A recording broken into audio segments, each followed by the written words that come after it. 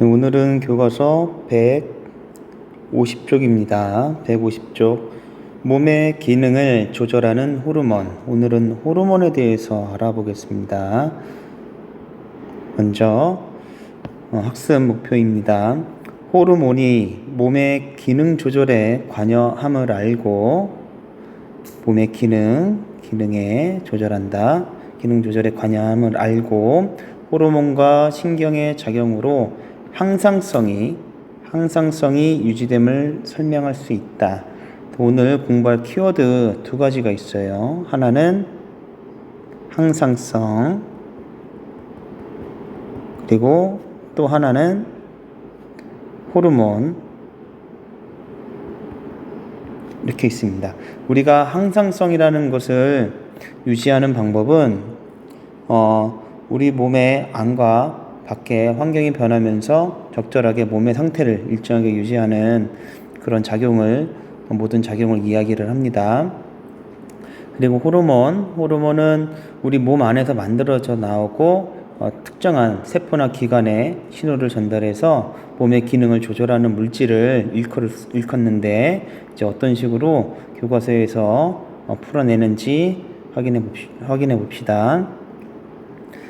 자, 항상성이라는 말이 나오고요. 그리고 호르몬이라는 얘기가 나옵니다. 자, 이 경우 우리는 여기에서 예시로 항상성을 유지하는 방법 중에 어떤 문제 상황이냐? 체온이 일정하게 유지가 돼야 되겠죠?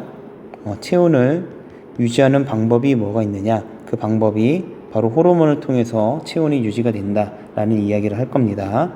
오늘은 체온에 대한 이야기를 하겠습니다.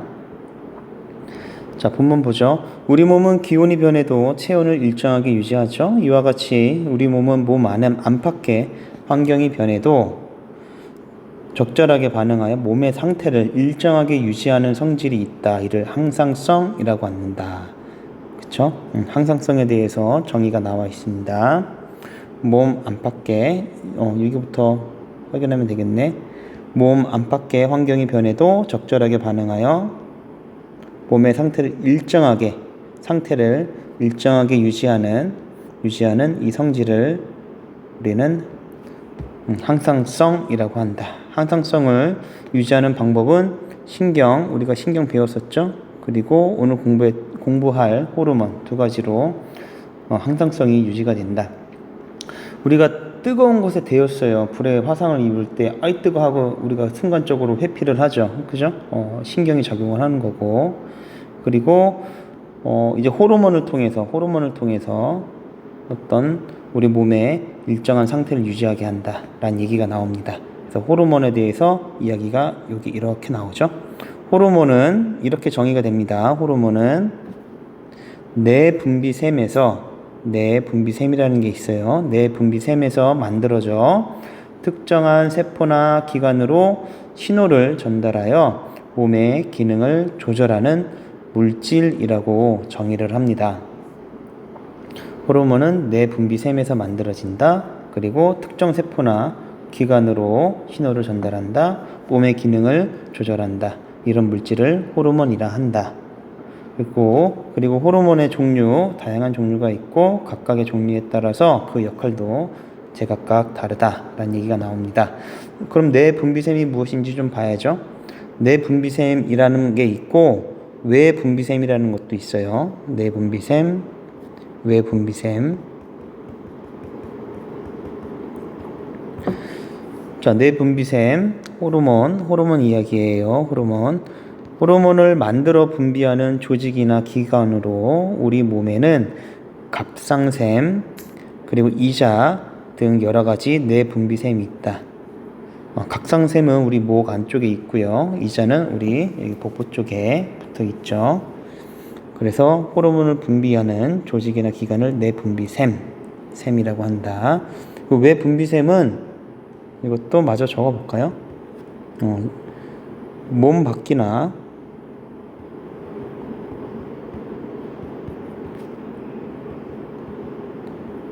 소화관으로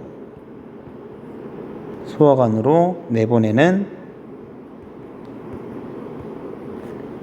분비물을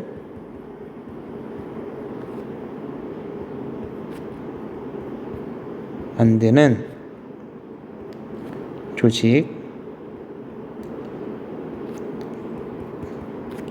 조직과 기관과 조직을 말하는 것으로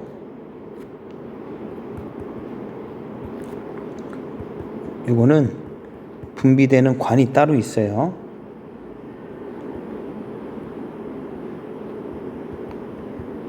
분비되는 관이 따로 있는데 이런 얘가 바로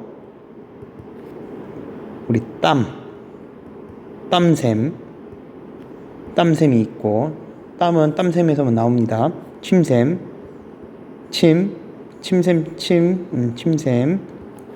그리고 소화샘 등이 있다. 이렇게 알아둡시다. 내분비샘과 외분비샘이 있는데 일단 내분비샘은 호르몬, 외분비샘은 분비관이 따로 있는 땀, 침, 소화액 이런 것들이 분비되는 샘들이 외분비샘이다 라고 알고 있으면 되겠습니다. 자, 내용 옮겨 적고요.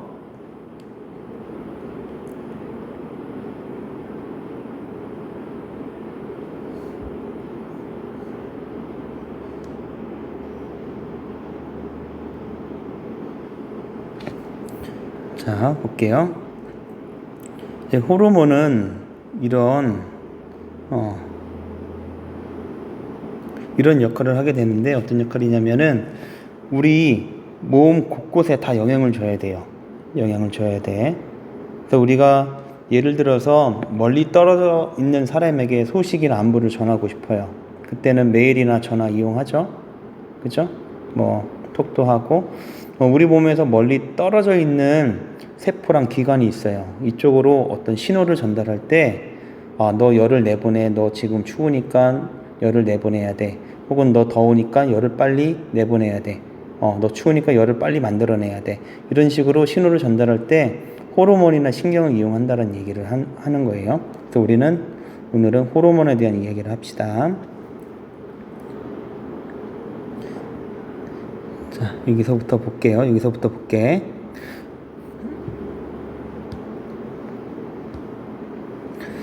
자, 이어서 보죠. 호르몬은 내분비샘에서 만들어져서 내보내는데 좋은 통로가 바로 혈관이에요. 혈액으로 분비된 다음 혈관을 타고 온몸으로 이동을 합니다. 그래서 특정한 세포에만 작용하게 됩니다. 따라서 호르몬은 신경에 비해 상대적으로 신호가 천천히 전달이 되고 효과가 지속적으로 나타납니다. 천천히, 그런데 오랫동안. 자, 작용하는 범위가 혈관 타고 가니까 작용하는 범위가 넓고.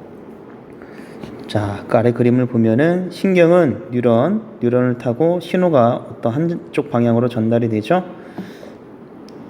매우 빠르게 일어납니다. 반면에 내분비샘에서 호르몬이 만들어지고 호르몬이 내분비샘에서 밖으로 나옵니다. 그러면은 얘가 혈액을 타고 관을 통해서 우리가 원하는 곳에 있는 표적인 세포 그쪽에 영향을 준다라는 얘기입니다. 또 호르몬이 작용하는 과정을 보면 혈관을 통해서 몸으로 퍼져나간다. 그렇게 신호를 전달하게 된다. 얘는 신호가 빠르죠. 얘는 느리고 얘가 큰 차이입니다.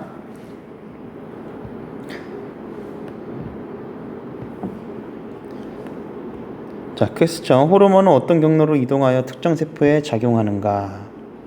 이거 본문에 있었죠? 호르몬은 내분비샘에서 혈액으로 분비되고 그 다음에 혈관을 타고 온몸으로 이동해서 특정한 세포에 영향을 준다. 따로 안 적어도 될 것 같습니다. 자, 오른쪽 이제 우리 체온 변화에 대한 이야기를 해봅시다. 자, 신경과 호르몬은 항상성을 어떻게 유지를 할까? 우리 몸은 주위의 온도가 높으면 더위를 느낍니다. 그리고 땀을 흘리는데, 그리고 추우면 추위를 느끼고 몸이 떨리게 됩니다. 이러한 반응은 주위의 온도 변화에 따라 체온이 변할 때 우리 몸이 체온을 일정하게 유지하는, 이거 항상성이라는 얘기죠. 항상성을 유지한다는 얘기죠. 자, 체온 유지. 오늘 공부하는 내용은 체온을 유지하는 방법. 참고로 우리가 정상 체온에서 조금만 올라가도 많이 힘들어 하죠. 그죠? 그래서 체온이 조금만 올라가도 우리 몸에 있는 단백질은 변성이 일어나게 돼요. 신경계에도 이상이 생기고 단백질에도 변성이 일어나게 되고, 그래서 빨리 우리가 급하게 해열제를 먹죠. 그래서 체온이 만약에 41도 이상으로 높아졌어요. 이러면은 경련이 나타나고 한계점이 있어요. 이거는 정말 위험한 거예요. 최대 43도까지만 생명이 유지가 가능한 온도 범위입니다. 43도까지. 그래서 체온을 쟀는데 41도가 넘었다. 그러면 정말 위험한 겁니다. 생명 유지 한계. 온도 43도. 자, 체온. 여러분 41도 되면 큰일 납니다. 자, 그럼 우리가 열을 어떻게 올리고 어떻게 내리느냐? 자, 더워요. 더울 때. 자, 주위 온도가 높아졌어요. 난 정상이었는데. 그러면 체온이 올라가죠? 그죠? 체온이 올라가요. 그러면은 자극을 받아서 뇌에서는 혈관에 있는 혈관이 확장이 되게 해서 혈액에 있는 열을 빨리 발산을 해야 되겠죠. 그리고 땀 분비량이 늘어나고, 그래서 피부를 통해 몸 밖으로 나가는 열이 증가하게 해야 되겠죠. 그래서 피부에 땀이 생기면, 땀이 수분이 많이 있는 물질이죠. 그래서 얘가 증발하게 되고, 그러면서 체온이 낮아지게 되겠죠. 열을 가지고 증발하게 되니까. 자, 간단한 얘기고, 그래서 여기서는 혈관 확장과 그리고 땀 분비량이 증가한다. 이거 두 가지 방법을 통해서 높았던 체온이 낮아지게 된다. 그래서 정상 체온이 됐다. 그런데 내가 추울 때예요. 추울 때. 이때는 호르몬이 작용합니다. 자, 추워졌어요. 어이 추워 하고 있네. 그러면 뇌뿐만 아니고 갑상샘이라는 것도 있어. 뇌 먼저 볼게요. 아까는 혈관이 확장이 됐는데 지금은 혈관을 조여야 돼. 열이 많이 뺏기면 안 되니까. 혈관을 수축하게 하고, 그러면 혈압이 올라갑니다. 그래서 뇌에 있는 혈관에 혈압이 올라가면 뇌압도 커지고, 그러면은 그쵸, 뇌경색이 올 수도 있고, 그래서 날이 갑자기 추워질 때, 그때 많이 이런 환자들이 생기게 되죠. 자, 혈관이 숙축하여 피부를 통해 몸 밖으로 나가는 열이 감소한다. 혈관 얘기를 하나 하고요. 그 다음에 이거는 땀이 아니죠. 이제 근육의 떨림을 일으키게 합니다. 그래서 근육의 떨림을 키워서 몸속의 열 발생량이 증가하게 한다. 우리가 생리적인 반응 중에 소변을 보게 되면, 겨울철 소변을 보게 되면은 체온이, 그죠? 열이 빠져나가는 거기 때문에, 열원이 빠져나가는 거기 때문에 온도를 다시, 그죠, 높여야 되죠. 그래서 근육이 부르르 떨리게 되는 것도 마찬가지입니다. 이제 목 아래쪽에 갑상샘이라는 게 있어요. 갑상샘, 이거 나비 모양으로 되어 있는 게 갑상샘이에요. 여기에서는 티록신이라는 물질이 분비가 되는데, 티록신이 분비가 되면 혈관을 타고 세포로 들어가죠. 그러면은 세포는 호흡이 일어납니다. 에너지를 써서 호흡을 하게 되면은, 호흡하는 결과 그 에너지를 태우는 거니까 열이 나오는데, 이 열을 만들어서 우리 몸을 다시 데워주는 일을 하게 된다. 그래서 정상 체온으로 돌아가게 된다 라는 이야기입니다. 갑상샘이 어디 있는지는 참고 자료 확인해서 다시 보도록 하고요. 자, 본문에 있는 내용 봅시다. 체온이 정상보다 높아졌을 때, 그리고 체온이 정상보다 낮아졌을 때 두 가지 있습니다. 체온이 정상보다 높아지면 첫 번째, 혈관아 늘어나라. 두 번째, 땀아 솟아라. 그죠? 자, 추워요. 체온이 정상보다 낮아졌어요. 자, 혈관아, 너 수축해라. 근육아, 떨어라. 라는 거는 뇌예요. 뇌에서 하는 얘기고. 그러면은 추울 때는 하나 더 있다 그랬어. 갑상샘이라는 게 있는데, 티록시나 너 많이 분비해라. 그죠?